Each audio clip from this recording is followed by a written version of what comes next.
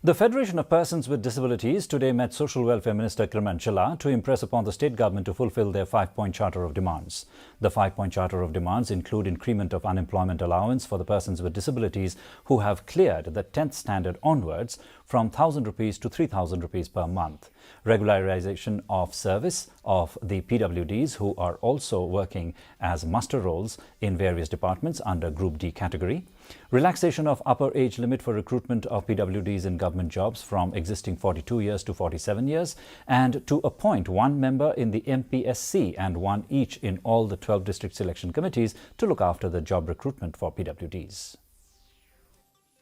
Told them that from my ends and the departments, social welfare departments, we will try our very best to write a letter to Chief Minister or maybe the concerned department to look after this, so that we will follow it up and then we'll try to keep them the best we can, that which is their rights. And a quick look at the weather now. The maximum